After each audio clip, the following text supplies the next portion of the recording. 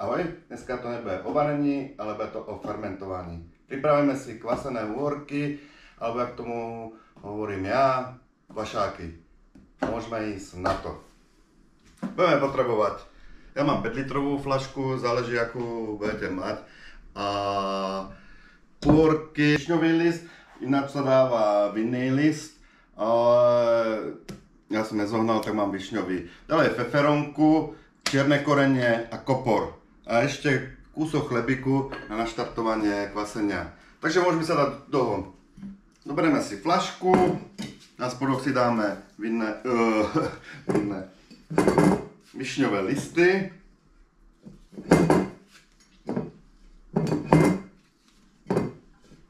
A môžeme začať nakladať.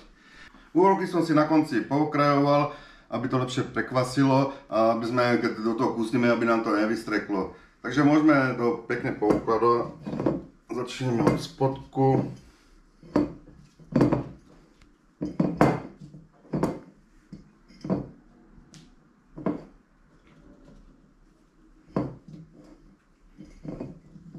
Tak, dáme kopor.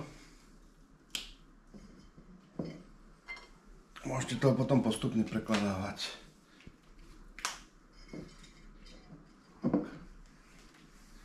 Dáme si tam ešte feferonku. Ja dávam feferonku, ja to mám recept od otca. My máme všetci rádi pikantnejšie veci, takže dávame do toho feferonku. Ale to od každého záleží, jak si to robí. A pokračujeme.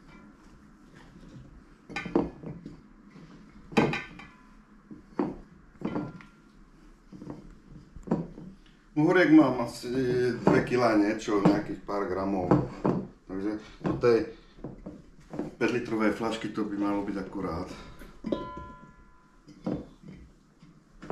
Môžete pritlačiť.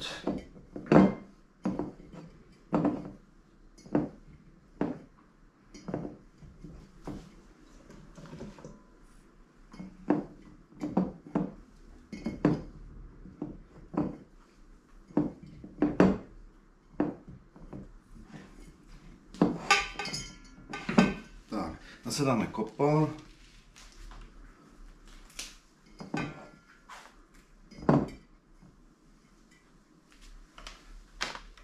Ešte kúsok. Ešte zase dáme trošku feferonky.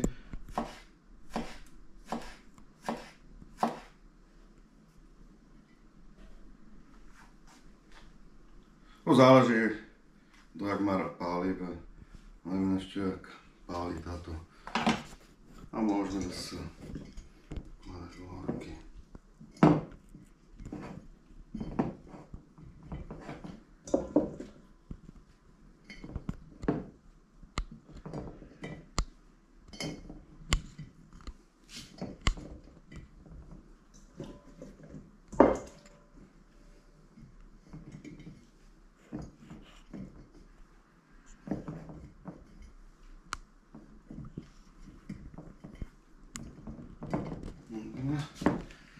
Zase kúsky kopru.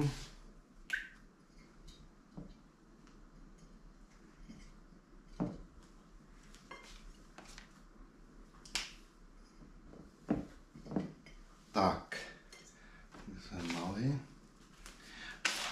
A môžete teraz, tiež spoko máte rádi čierne korenie.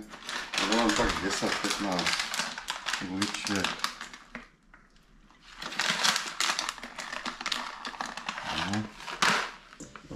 A naložíme úhorkami. No ešte mohlo byť trošku viac úhoriek, ale ja som kúpim, koľko dám.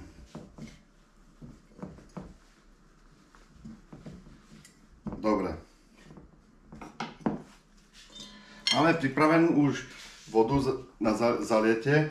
Je to, dáva sa, na 1 liter sa dáva 2 lyžičky soli a ja to prevarím a so solou to zmiešam a potom to nechám vychladnúť.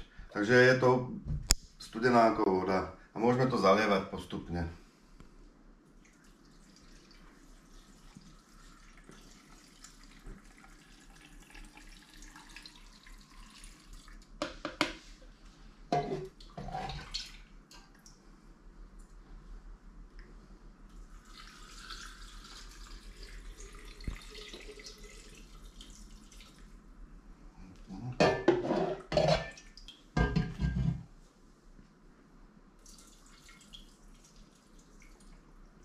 Oni sa zdvíhajú. Ja mám ešte taký prípravok na to. To je originálna nejaká fľaška na fermentovania, zvlášť asi na kvašáky.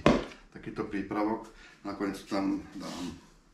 A navrch dáme kúsok chleba, takú polku chlebíka, namočíme. S týmto prípravkom tam zašprajcujeme, aby boli ponorené všetky uhorky. Tak, sú ponorené a môžeme to zatvoriť. Chlebík po 3 dňoch vybereme, on to naštartuje to kvasenie a potom to postupne bude doľadovať samé. Necháme to po týchto 3 dňoch ešte 4 dní, tak 7 dní. Ja to vždy chutnám po tých 4 dňoch a už pomaly sa uberajú preč tie uhorky a potom ten týždeň a mali by byť dobré. Necháme to, ja to nechávam na slniečku a môže to byť v pokojnej teplote, ale ja to dávam na slnko a na balkón. Takže dúfam, že sa vám podaria a aby boli chrupkavé. Ahoj.